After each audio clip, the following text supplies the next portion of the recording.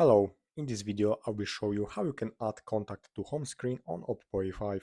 So first of all you have to open Contacts app and open the contact that you want to have on your home screen. So let's take this one for example, and here you have to scroll down and here you can find Add to home screen.